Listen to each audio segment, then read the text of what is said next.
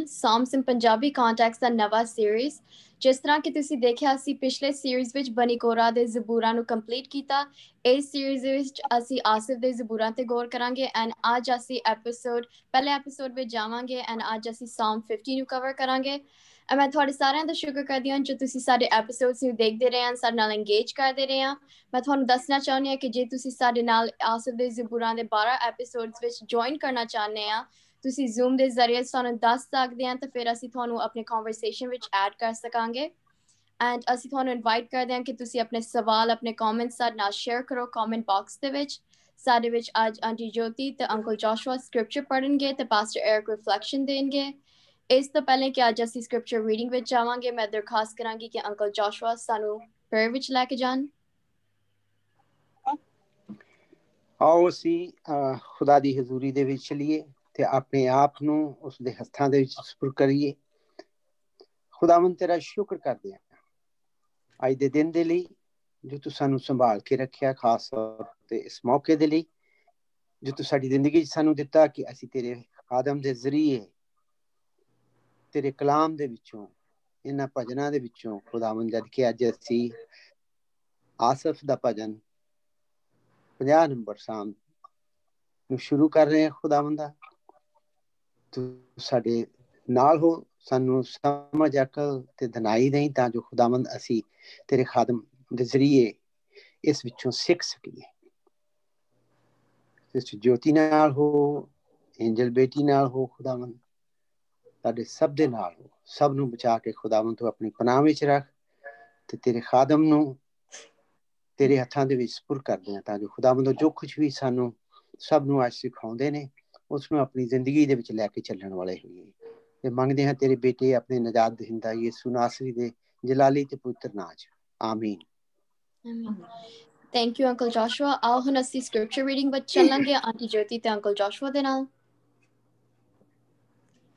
ਮੇਰੇ ਸਾਰੇ ਭੈਣ ਭਰਾ ਨੂੰ ਇੱਕ ਵਾਰ ਫਿਰ ਜੈ ਮਸੀਹ ਦੀ। ਜਿੰਨੇ ਵੀ ਸਾਨੂੰ ਆਨਲਾਈਨ ਦੇਖ ਰਹੇ ਹਨ, ਖੁਦਾਵੰਦ ਤੁਹਾਨੂੰ ਬਹੁਤ ਸਾਰੀ ਬਰਕਤ ਦੇਵੇ।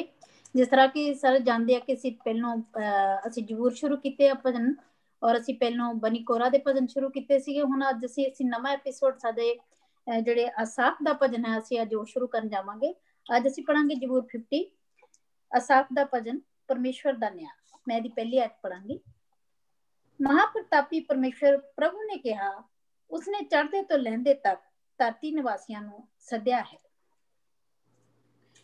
ਸਿਯੋਨ ਵਿੱਚੋਂ ਜਿਹੜਾ ਸੁਹੱਪਣ ਦਾ ਪੂਰਾ ਹੈ, ਪਰਮੇਸ਼ਵਰ ਚਮਕਿਆ। ਸਾਡਾ ਪਰਮੇਸ਼ਵਰ ਆਉਂਦਾ ਹੈ, ਉਹ ਚੁੱਪ ਨਹੀਂ ਰਹਿ ਸਕਦਾ। ਭਸਮ ਕਰਨ ਵਾਲੀ ਅੱਗ ਉਸਦੇ ਅੱਗੇ ਅੱਗੇ ਚੱਲਦੀ ਹੈ ਅਤੇ ਉਸਦੇ ਚਾਰੇ ਪਾਸੇ ਤੇਜ਼ ਤੂਫਾਨ ਹੈ। ਉਹ ਆਕਾਸ਼ ਨੂੰ ਉਤਾਹਾਂ ਪੁਕਾਰਦਾ ਹੈ ਅਤੇ ਧਰਤੀ ਨੂੰ ਵੀ ਭਈ ਉਹ ਆਪਣੀ ਪ੍ਰਜਾ ਦਾ ਨਿਆਂ ਕਰੇ। ਮੇਰੇ ਭਗਤਾਂ ਨੂੰ ਮੇਰੇ ਸਾਹਮਣੇ ਇਕੱਠਾ ਕਰੋ, ਜਿਨ੍ਹਾਂ ਨੇ ਬਲੀ ਚੜਾ ਕੇ ਮੇਰੇ ਨਾਲ ਨੇਮ ਬੰਨਿਆ ਹੈ। ਸਵਰਗ ਉਹਦੇ ਧਰਮ ਦਾ ਪ੍ਰਚਾਰ ਕਰਦੇ ਹਨ, ਕਿਉਂ ਜੋ ਪਰਮੇਸ਼ਵਰ ਆਪ ਹੀ ਨਿਆਈ ਹੈ। ਸਲਾਹ। ਹੇ ਮੇਰੇ ਲੋਕੋ ਸੁਣੋ, ਮੈਂ ਬੋਲ ਰਿਹਾ ਹਾਂ। ਹੇ ਇਜ਼ਰਾਈਲ, ਮੈਂ ਤੇਰੇ ਵਿਰੁੱਧ ਗਵਾਹੀ ਦੇਵਾਂਗਾ। ਮੈਂ ਪਰਮੇਸ਼ਵਰ ਤੇਰਾ ਪਰਮੇਸ਼ਵਰ ਹਾਂ। ਮੈਂ ਤੇਰੇ ਬਲੀਦਾਨਾਂ ਦੇ ਕਾਰਨ ਤੈਨੂੰ ਨਹੀਂ ਝਿੜਕਾਂਗਾ ਅਤੇ ਤੇਰੀਆਂ ਹੋਮ ਬਲੀਆਂ ਹਰ ਵੇਲੇ ਮੇਰੇ ਸਾਹਮਣੇ ਹਨ। ਮੈਂ ਨਾ ਤਾਂ ਤੇਰੇ ਬਲਦ ਅਤੇ ਨਾ ਹੀ ਤੇਰੇ ਬਾੜੇ ਦੇ ਬੱਕਰੇ ਸਵੀਕਾਰ ਕਰਾਂਗਾ। ਕਿਉਂ ਜੋ ਜੰਗਲ ਦੇ ਸਾਰੇ ਦਰਿੰਦੇ ਮੇਰੇ ਹਨ, ਨਾਲੇ ਹਜ਼ਾਰਾਂ ਪਹਾੜਾਂ ਦੇ ਡੰਗਰ। ਮੈਂ ਹਵਾ ਤੇ ਪੰਛੀਆਂ ਨੂੰ ਜਾਣਦਾ ਹਾਂ ਅਤੇ ਧਰਤੀ ਦੇ ਕਿਸਰ ਵਾਲਿਆਂ ਨੂੰ ਵੀ।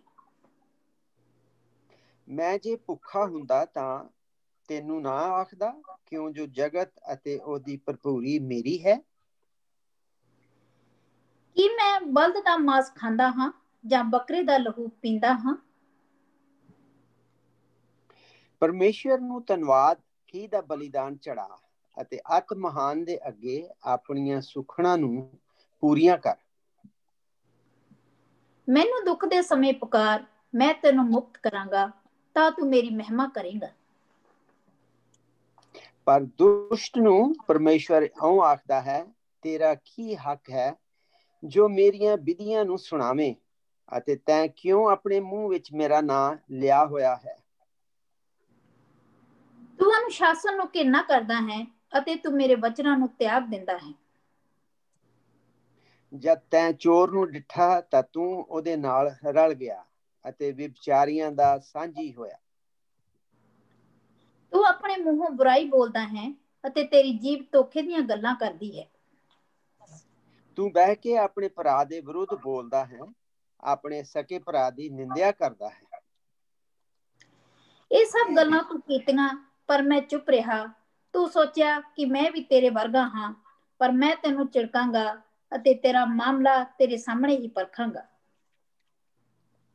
ਹੁਣ ਤੁਸੀਂ ਜਿਹੜੇ ਪਰਮੇਸ਼ਰ ਨੂੰ ਵਿਸਾਰਦੇ ਹੋ, ਇਸ ਗੱਲ ਨੂੰ ਸੋਚੋ, ਕਿਤੇ ਆਉ ਨਾ ਹੋਵੇ ਜੋ ਮੈਂ ਤੁਹਾਨੂੰ ਪਾੜ ਸੁੱਟਾਂ ਅਤੇ ਤੁਹਾਡਾ ਕੋਈ ਛੁਡਾਉਣ ਵਾਲਾ ਨਾ ਹੋਵੇ। ਜੋ ਮੇਰੇ ਸਾਹਮਣੇ ਧੰਨਵਾਦ ਦੀ ਬਲੀ ਚੜਾ ਕੇ ਮੇਰੀ ਮਹਿਮਾ ਕਰਦਾ ਹੈ ਅਤੇ ਜੋ ਆਪਣਾ ਰਾਹ ਸਾਫ਼ ਰੱਖਦਾ ਹੈ, ਉਸ ਨੂੰ ਮੈਂ ਆਪਣੀ ਮੁਕਤੀ ਦੇ ਦਰਸ਼ਨ ਕਰਵਾਵਾਂਗਾ। ਪ੍ਰਭੂ ਦੇ ਵਚਨ ਪੜ੍ਹੇ ਔਰ ਸੁਣੇ ਜਾਣ ਵਿੱਚ ਆਸ਼ੀਸ਼ ਤੇ ਬਰਕਤ ਹੋਵੇ। ਆਮੀਨ। Thank you, scripture reading ਲਈ। ਆਓ ਹੁਣ ਅਸੀਂ ਪਾਸਟਰ ਐਰਿਕ ਸਰਵਾਰ ਦੇ ਨਾਲ ਕਲਾਮ ਤੇ ਰਿਫਲੈਕਸ਼ਨ ਤੇ ਇੰਟਰਪ੍ਰੀਟੇਸ਼ਨ ਵਿੱਚ ਜਾਵਾਂਗੇ। बहुत बहुत शुक्रिया अंकल जोशुआ, सिस्टर ज्योति और एंजल, और ਅਸੀਂ ਖੁਦਾ ਦਾ ਸ਼ੁਕਰ ਅਦਾ ਕਰਨੇ ਆ ਉਹਨਾਂ ਸਾਰੇ ਭੈਣਾਂ ਭਰਾਵਾਂ ਲਈ ਵੀ ਜਿਹੜੇ ਸਾਡੇ ਨਾਲ ਜੁੜੇ ਰਹੇ ਨੇ। ਔਰ ਸਾਡਾ ਜਿਹੜਾ ਪਹਿਲਾ ਪ੍ਰੋਗਰਾਮ ਸੀ ਬਨੀ ਕੋਰਾ ਦਾ ਮਜ਼ਾਮੀਰ, ਉਹਨਾਂ ਨੂੰ ਬੜਾ ਪਸੰਦ ਕੀਤਾ ਔਰ ਉਹਦੇ ਨਾਲ ਸਾਨੂੰ ਵੀ ਬੜੀ ਇਨਕਰੇਜਮੈਂਟ ਹੋਈ ਕਿ ਅਸੀਂ ਕਿਸੇ ਨਾ ਕਿਸੇ ਤਰੀਕੇ ਨਾਲ ਤੁਹਾਡੀ ਜਿਹੜੀ ਇਹ ਰੂਹਾਨੀ ਤਰੱਕੀ ਲਈ ਔਰ ਤੁਹਾਡੀ ਕਲਾਮ ਦੀ ਸਮਝ ਬੁੱਝ ਲਈ ਅਸੀਂ ਆਪਣਾ ਕੰਟਰੀਬਿਊਸ਼ਨ ਦੇ ਸਕਦੇ ਹਾਂ। तो जिन्हें लोग बैठे हुए ने अज असी चूंकि ਜਿਹੜਾ ਸਾਡਾ ਫਰੇਮਵਰਕ ਹੈ, ਵੇਖੋ ਤੁਹਾਨੂੰ ਪਹਿਲਾਂ ਇੱਕ ਗੱਲ ਸਮਝ ਮੈਂ ਥੋੜਾ ਜਿਹਾ ਦੱਸਦਾ ਕਿ ਜਿਹੜੇ ਪ੍ਰੋਗਰਾਮ ਦੀ ਜਿਹੜਾ ਫਰੇਮਵਰਕ ਹੈ ਕੀ ਹੈ। ਮੋਸਟਲੀ ਅਸੀਂ ਜ਼ਬੂਰਾਂ ਨੂੰ ਪੰਜਾਬੀ ਚ ਜਾਂ ਤੇ ਗਾਉਂਦੇ ਆ, ਜਾਂ ਅਸੀਂ ਲਿਟਰੇਚਰ ਚ ਪੜ੍ਹਦੇ ਆ, ਤੇ ਜਾਂ ਫਿਰ ਅਸੀਂ ਉਹਨੂੰ ਕਦੀ ਕਦੀ ਇਬਾਰਤ ਦੇ ਵਿੱਚ ਸ਼ਾਮਲ ਕਰ ਦਿੰਦੇ ਆ। ਲੇਕਿਨ ਅਕੈਡੈਮਿਕਲੀ ਔਰ ਖਾਸ ਤੌਰ ਤੇ ਜਦੋਂ ਅਸੀਂ ਜ਼ਬੂਰਾਂ ਦੀ ਕਿਤਾਬ ਨੂੰ ਸਮਝਣ ਦੀ ਕੋਸ਼ਿਸ਼ ਕਰਦੇ ਆ ਕਿ ਖੁਦਾਵੰਦ ਯਿਸੂ ਮਸੀਹ ਦੀ ਜ਼ਿੰਦਗੀ ਦੇ ਵਿੱਚ ਜ਼ਬੂਰਾਂ ਦੀ ਕਿਤਾਬ ਦੀ ਬਤੌਰ ਜੂਇਸ਼ ਰੈਬਾਈ ਹੁੰਦਿਆਂ ਬੜੀ ਇੰਪੋਰਟੈਂਟ ਕਿਰਦਾਰ ਸੀ। ਨਾ ਸਿਰਫ ਯਿਸੂ ਮਸੀਹ ਦੀ ਪਰਸਨਲ ਲਾਈਫ ਦੇ ਵਿੱਚ, ਬਲਕਿ ਅੱਗੇ ਸ਼ਾਗਿਰਦਾਂ ਦੀ ਲਾਈਫ ਦੇ ਵਿੱਚ, ਫਿਰ ਜਿਹੜੀ ਕਲੀਸਿਆਵਾਂ ਕਾਇਮ ਹੋਈਆਂ ਉਹਨਾਂ ਦੀ ਲਾਈਫ ਦੇ ਵਿੱਚ ਵੀ ਜ਼ਬੂਰਾਂ ਦੀ ਕਿਤਾਬ ਦਾ ਬੜੇ ਜਿਹੜਾ ਗਰਾਊਂਡਡ ਕੰਕਰੀਟ ਜਿਹੜਾ ਸੀ ਨਾ ਉਹ ਸੀ। ਬਲਕਿ ਨਵਾਂ ਐਹਦਨਾਮਾ ਪੌਲੁਸ ਰਸੂਲ ਦੇ ਖਤੂਤ ਤੋਂ ਲੈ ਕੇ ਤੇ ਮੁਕਾਸ਼ਵਾਰੀ ਕਿਤਾਬ ਤੱਕ ਤੁਹਾਨੂੰ ਬਹੁਤ ਸਾਰੇ ਜਿਹੜੇ ਕਨਸੈਪਟ ਨੇ, ਕ੍ਰਿਸਚਨ ਕਨਸੈਪਟ ਜਿਹੜੇ ਨੇ, ਉਹਨਾਂ ਦੀਆਂ ਜੜ੍ਹਾਂ ਜ਼ਬੂਰਾਂ ਦੀ ਕਿਤਾਬ ਵਿੱਚ।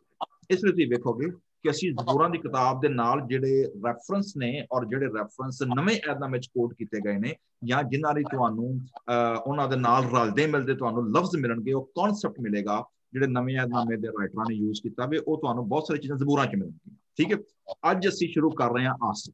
ਅੱਛਾ, ਆਸਫ ਜਿਹੜਾ ਵੇ ਮੋਸਟਲੀ ਇੱਕ ਹੋਰ ਬੜਾ ਗਲਤ ਫਹਿਮੀ ਹੈ ਜਿਹਨਾਂ ਲੋਕਾਂ ਨੂੰ ਨਹੀਂ ਪਤਾ। ਉਹ ਸਮਝਦੇ ਨੇ ਕਿ 150 ਜ਼ਬੂਰ ਸਾਰੇ ਦਾਊਦ ਦੇ ਨੇ। ਇੰਜ ਨਹੀਂ। ਠੀਕ ਹੈ, ਅਸਾਂ ਵੇਖਿਆ ਵੇ ਕਿ ਦਾਊਦ ਦੇ 70 ਜਾਂ 80 ਜ਼ਬੂਰ ਨੇ 150 ਦੇ ਵਿੱਚੋਂ। 12 ਅਸਾਂ ਖਤਮ ਕੀਤੇ ਨੇ, 11 ਖਤਮ ਕੀਤੇ ਨੇ ਬਨੀ ਕੋਰਾ ਦੇ।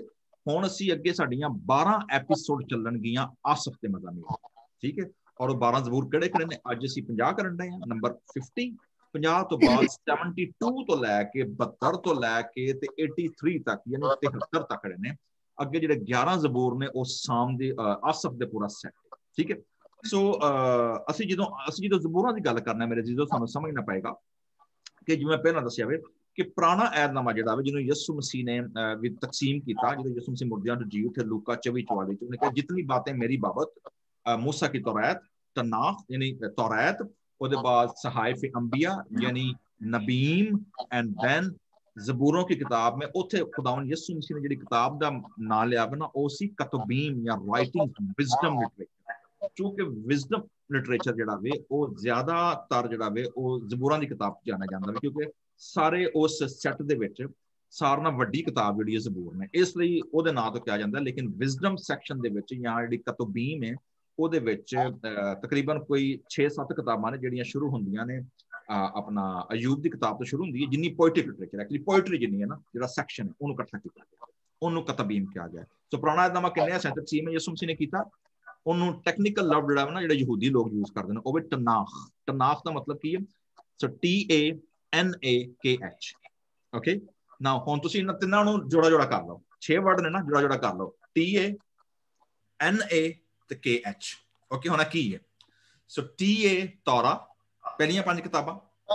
ਓਕੇ, NA नबीम यानी प्रॉफिट्स वो शुरू होंगे यशुआ की किताब तो लैके सारियां तवारीख और सारा कुछ इकट्ठा करके ते 12 ਦੇ 12 ਜਿਹੜੇ ਵੇ ਨਾ ਕਿਹਨੂੰ ਕਿਹਾ ਜਾਂਦਾ ਜਿਹੜੇ ਆਖਰੀ ਜਿਹੜੇ ਨਬੀਆਂ ਦੀ ਕਿਤਾਬਾਂ ਨੇ ਯਸਾਇਆ ਤੋਂ ਲੈ ਕੇ ਤੇ ਆਖਰੀ 12 ਉਹ ਪੂਰਾ ਜਿਹੜਾ ਵੇ ਉਹ ਸਾਰਾ ਦਾ ਸਾਰਾ ਨਬੀਮ ਯਾਨੀ ਪ੍ਰੋਫਿਟਸ ਹੈ। तीसरा सेक्शन ਜਿਹੜਾ ਮੈਂ ਦੱਸਿਆ ਉਹ ਕੀ ਹੈ ਰਾਈਟਿੰਗਸ ਜਾਂ ਵਿਜ਼ਡਮ ਬੁక్స్ ਉਹ ਵੇ ਸਾਰੀ ਪੋਇਟਰੀ ਬੁੱਕ ਓਕੇ। ਸੋ ਤਿੰਨ ਸੋ ਪੁਰਾਣਾ ਇਹਨਾਮਾ ਐਕਚੁਅਲੀ ਤਿੰਨ ਵੱਡੇ ਹਿੱਸਿਆਂ ਤਕਸੀਮ ਹੈ। ਸੋ ਜ਼ਬੂਰਾਂ ਦੀ ਕਿਤਾਬ ਕਿਹੜੀ ਕੈਟਾਗਰੀ ਚ ਆਈ ਫਿਰ तीसरी कैटेगरी जी यानी राइटिंग्स या विजडम लिटरेचर ठीक है जी विजडम या पोइट्री बुक। अच्छा चूंकि ज़बूरां दी किताब दे 5 हिस्से ने और 5 दे 5 हिस्से जिहड़े ने ਉਹ मूसा दी तौरात ਨੂੰ ਕੀ ਕਰਦੇ ਨੇ पेश ਕਰਦੇ ਨੇ। सो मूसा दी तौरात ਵਿੱਚ पहला हिस्सा पैदाइश दूसरा खरूज तीसरा अहबार और चौथा गिनती ते पंजवां इस्तिस्ना। ਹੁਣ ਜ਼ਬੂਰਾਂ ਦੇ 5 ਹਿੱਸਿਆਂ ਨੂੰ ਅਸੀਂ ਜਦੋਂ ਅਸੀਂ ਪੈਰਲਲ ਰੱਖੀਏ ਪਹਿਲਾ ਹਿੱਸਾ ਉਹ ਕਦਾਇਸ਼ ਵਾਲੇ ਉਸ ਪਾਸੇ ਅਸੀਂ ਨਹੀਂ ਗਏ। ਦੂਜਾ ਹਿੱਸੇ ਵਿੱਚੋਂ ਅਸਾਂ ਖਤਮ ਕੀਤਾ ਵੇ ਬਨੀ ਕੋਰਾ ਦੇ 42 ਤੋਂ ਹੀ ਸ਼ੁਰੂ ਹੋਏ ਸਾਂ ਠੀਕ ਹੈ। ਔਰ ਅੱਜ ਵੀ ਅਸੀਂ ਦੂਜੇ ਹਿੱਸੇ ਦੇ ਵਿੱਚ ਹੀ ਹਾਂ ਔਰ ਦੂਜੇ ਹਿੱਸੇ ਦੇ ਵਿੱਚ ਲੇਕਿਨ ਅਸੀਂ ਦੂਜੇ ਹਿੱਸੇ ਦੇ ਵਿੱਚ ਆਸਫ ਨੂੰ ਡਿਸਕਸ ਕਰਨ ਲੱਗੇ ਹਾਂ। तीसरा आसफ की किताब जी तीसरा हिस्सा शुरू होता है जबूर 72 तो ओके और जबूर 72 जो उतो तीसरी किताब शुरू हो जाती है इंटरस्टिंगली जबूरां दी ठीक है। सो इसलिए असी अज जबूर आसफ की किताब ਨੂੰ फोकस करदे होया आसफ दे जबूरां ਨੂੰ फोकस करदे हैं असी अज जबूरां ਦੀ किताब ਦੇ ਦੂਜੇ ਹਿੱਸੇ ओके एंड दैट इज साम 50। सो ਅੱਗੇ ਜਾਣ ਤੋਂ ਪਹਿਲਾਂ ਸਾਨੂੰ ਪਹਿਲਾਂ ਸਮਝਣਾ ਪਏਗਾ ਕਿ ਆਸਫ ਹੈ ਕੌਣ ਸੀ ਠੀਕ ਹੈ। आसफ ਦਾ ਕਰੈਕਟਰ ਕੀ ਸੀ ਆਸਫ ਦੀ ਮਿਨਿਸਟਰੀ ਕੀ ਸੀ ਤਾਂ ਕਿ ਜਿੰਨੇ ਤੱਕ ਅਸੀਂ ਕਿਸੇ ਵੀ ਆਥਰ ਨੂੰ ਜਿੰਨੇ ਲਿਖਿਆ ਹੋਵੇ ਜਾਂ ਜਿੰਨੇ ਪੈਨ ਡਾਊਨ ਕੀਤਾ ਹੋਵੇ ਜਿੰਨੇ ਚਿਰ ਤੱਕ ਅਸੀਂ ਉਸ ਬੰਦੇ ਦੀ ਪਰਸਨੈਲਿਟੀ ਉਹਦੀ ਤਾਰੀਖ ਉਹਦਾ ਕੰਟੈਕਸਟ ਔਰ ਉਹਦੀ ਖਿਦਮਤ ਨਹੀਂ ਸਮਝਦੇ ਸਾਨੂੰ ਸਮਝ ਨਹੀਂ ਆਉਂਦੀ ਕਿ ਐਕਚੁਅਲੀ ਕਹਿਣ ਕੀ ਲੱਗਾ ਵੇ ਆ ਜਦੋਂ ਗੱਲ ਕਰਨ ਡਿਆ ਵੇ ਕਿਹੜੇ ਐਂਗਲ ਤੋਂ ਕਰਨ ਡਿਆ ਵੇ ਠੀਕ ਹੈ। ਸੋ ਸਾਨੂੰ ਇਹ ਸਮਝਣਾ ਪਏਗਾ ਕਿ ਆਸਫ ਜਿਹੜਾ ਸੀ ਉਹ ਔਰ ਉਹਦੀ ਫੈਮਿਲੀ ਜਿਹੜੀ ਸੀ ਬੁਨਿਆਦੀ ਤੌਰ ਤੇ ਕਿਹੜੇ ਕਬੀਲੇ ਚੋਂ ਹਨ ਲਾਵੀ ਦੇ ਕਬੀਲੇ ਚ। ਸੋ ਇਹ ਤਾਂ ਕੈਟਾਗਰੀ ਕਲੀਅਰ ਹੋ ਗਈ ਸਾਡੀ ਠੀਕ। ਸੋ ਲਾਵੀ ਦੇ ਕਬੀਲੇ ਚੋਂ ਹਨ ਲਾਵੀ ਦੇ ਕਬੀਲੇ ਦੇ ਵਿੱਚੋਂ ਬਨੀ ਕੋਰਾ ਦਾ ਘਰਾਣਾ ਸੀ ਔਰ ਦੂਜਾ ਘਰਾਣਾ ਕਿਹੜਾ ਸੀ ਜਿਹੜਾ ਪ੍ਰੋਮੀਨੈਂਟ ਘਰਾਣਾ ਸੀ ਉਹ ਕੌਣ ਸੀ ਆਸਫ ਦਾ ਘਰਾਣਾ। ਆਸਫ ਦਾ ਜਿਹੜਾ ਘਰਾਣਾ ਸੀ ਇਹਦੇ ਘਰਾਣੇ ਦੇ ਵਿੱਚ 5 ਬਲਕਿ ਜਾਂ 4 ਮਿਨਿਸਟਰੀਜ਼ ਇਕੱਠੀਆਂ ਸਨ ਯਾਨੀ 4 ਤਰ੍ਹਾਂ ਦੀ ਮਿਨਿਸਟਰੀਆਂ ਹਨ। ਨੰਬਰ 1 ਦੇ ਵਰ ਸੌਂਗ ਰਾਈਟਰਸ ਓਕੇ ਦੇ ਵਰ ਸਿੰਗਰਸ they were seers यानी prophet ਜਿਹੜੇ ਫਿਊਚਰ ਵੇਖ ਕੇ ਦੱਸ ਦਿੰਦੇ ਹਨ ਠੀਕ ਹੈ। ਖੁਦਾ ਉਹਨਾਂ ਨੂੰ ਇਨਸਪਾਇਰ ਕਰਦਾ ਸੀ ਕਲਾਮ ਲੈਂਦਾ ਸੀ। ਔਰ ਚੌਥੇ ਸਨ ਸਕ੍ਰਾਈਬ ਮਤਲਬ ਰਾਈਟਰ ਜਿਹੜੇ ਕਿ ਟੀਚਰਸ ਸਨ ਟੀਚਰਸ ਆਫ ਲਾਅ ਸਨ ਤਹਿਕੀਕ ਕਰਨ ਵਾਲੇ ਰਿਸਰਚਰ ਪ੍ਰੀਚਰ ਔਰ ਲੋਕਾਂ ਨੂੰ ਤਾਲੀਮ ਦੇਣ ਵਾਲੇ ਜਿਹੜੇ ਹਨ ਨਾ ਉਹ ਲੋਕ ਸਨ। ਸੋ they were very sophisticated well educated artistic community ਸੀ ਕਿ ਜਿਨ੍ਹਾਂ ਦੀ ਇਲਮੀਅਤ ਔਰ ਜਿਨ੍ਹਾਂ ਦਾ ਆਰਟ ਜਿਹੜਾ ਸੀ that was a prominent ਔਰ ਉਸ ਦੌਰ ਦੇ ਜਿਹੜਾ ਸ਼ਾਹੀ ਖਜ਼ਾਨੇ ਤੋਂ ਲੈ ਕੇ ਉਹਨਾਂ ਨੂੰ ਪ੍ਰੋਪਰ ਉਹਨਾਂ ਦੀ ਜੌਬਸ ਔਰ ਜਿਹੜੀਆਂ ਸਨ ਸਾਰੀਆਂ ਜਿਹੜੀਆਂ ਖੈਮਿਆਂ ਖੁਦਾ ਦੇ ਹੈਕਲ ਔਰ ਖੁਦਾ ਦੇ ਤਖਤ ਔਰ ਖੁਦਾ ਦਾ ਜਿਹੜਾ ਅਹਿਦ ਦਾ ਸੰਦੂਕ ਸੀ ਨਾ ਉਹਦੇ ਆਲੇ ਦੁਆਲੇ ਰਹਿੰਦੇ ਹਨ ਬਸ। ਸੋ they were Levites but they were highly educated sophisticated teachers and preachers and or scribes ਜਿਹੜੇ ਹਨ ਠੀਕ ਹੈ। ਸੋ ਤੁਹਾਨੂੰ ਵੇਖਿਆ ਕਿ 4 ਤਰ੍ਹਾਂ ਦੇ ਲੋਕ ਇਹਦੇ ਵਿੱਚ ਸ਼ਾਮਲ ਸਨ। ਆਸਫ ਦੇ ਨਾਂ ਦਾ ਮਤਲਬ ਕੀ ਹੈ ਜੀ ਆਸਫ ਦੇ ਨਾਂ ਦਾ ਮਤਲਬ ਹੈ ਇਕੱਠਾ ਕਰਨ ਵਾਲਾ ਗੈਦਰਰ ਕਲੈਕਟਰ ਜਿਹੜਾ ਕਿ ਲੋਕਾਂ ਨੂੰ ਕੀ ਰੱਖਦਾ ਵੇ ਚੀਜ਼ਾਂ ਨੂੰ ਇਕੱਠੀਆਂ ਕਰਕੇ ਰੱਖਦਾ ਵੇ ਚੀਜ਼ਾਂ ਨੂੰ ਜੋੜ ਕੇ ਰੱਖਦਾ ਵੇ ਉਹਨਾਂ ਨੂੰ ਖਿਲਰਨ ਨਹੀਂ ਦਿੰਦਾ ਠੀਕ ਹੈ। ਇਹ ਉਹਦੇ ਨਾਂ ਦਾ ਮਤਲਬ ਹੈ ਜਮ੍ਹਾਂ ਕਰਨ ਵਾਲਾ ਰਲ ਕੇ ਰੱਖਣ ਵਾਲਾ ਇਕੱਠੀਆਂ ਬੰਨ ਕੇ ਰੱਖਣ ਵਾਲਾ ਬੰਦਾ ਉਹਦਾ ਨਾਂ ਦਾ ਮਤਲਬ ਕੀ ਹੈ ਜੀ ਆਸਫ ਦੇ ਨਾਂ ਦਾ ਇਹ ਮਤਲਬ ਹੈ। ਅੱਛਾ ਖਿਦਮਤਾਂ ਜਿਹੜੀਆਂ ਨਾ ਹੁਣ ਕਿਹੜੀਆਂ ਸਨ। ਸੋ ਜਿਵੇਂ ਪਹਿਲਾਂ ਕਿਹਾ ਵੇ ਲਿਵਿਟਿਕਲ ਸਰਵਿਸ ਸੀ ਇਹਨਾਂ ਕੋਲ ਔਰ ਲਿਵਿਟਿਕਲ ਸਰਵਿਸ ਦੇ ਵਿੱਚ ਜਿਹੜਾ ਸੀ ਸਿਰਫ ਸਿੰਗਰ ਮਿਊਜ਼ੀਸ਼ੀਅਨ ਜਾਂ ਸਕ੍ਰਾਈਬ ਨੇ ਹਨ ਜਿਵੇਂ ਮੈਂ ਅਸਾਂ ਪਹਿਲਾਂ ਵੀ ਜ਼ਿਕਰ ਕੀਤਾ ਵੇ ਇਹਨਾਂ ਦੇ ਵਿੱਚੋਂ ਇਹਨਾਂ ਦੀ ਡਿਊਟੀ ਹੁੰਦੀ ਸੀ ਘਰ ਦਾ ਦਰਬਾਨ ਵੀ ਹੋਣਾ ਉਹਦੇ ਬਾਅਦ ਜਿਹੜਾ ਹੈਕਲ ਦੇ ਔਰ ਖੈਮੇ ਦੇ ਜਿਹੜੇ ਬਾਕੀ ਚੀਜ਼ਾਂ ਹਨ ਉਹਨਾਂ ਦੇ ਵਿੱਚ ਵੀ ਇਹ ਲੋਕ ਕੀ ਹੁੰਦੇ ਹਨ ਇਨਵੋਲਵ ਹੁੰਦੇ ਹਨ। ਲੇਕਿਨ ਆਸਫ ਦਾ ਘਰਾਣਾ ਜਿਹੜਾ ਵੇ ਜਿਵੇਂ ਮੈਂ ਅੱਗੇ ਦੱਸਿਆ ਵੇ ਲਿਵਿਟਿਕਲ ਸਰਵਿਸਿਜ਼ ਇਹਨਾਂ ਦੇ ਕੀ ਸਨ। ਅਗਰ ਤੁਸੀਂ ਜ਼ਰਾ ਇੱਕ ਰੈਫਰੈਂਸ ਮੇਰੇ ਸਾਹਮਣੇ ਖੋਲੋ और अंकल जोशुआ एक हवाला अगर तुसी खोल लवो पहला इतिहास एक जना खोल ले अपना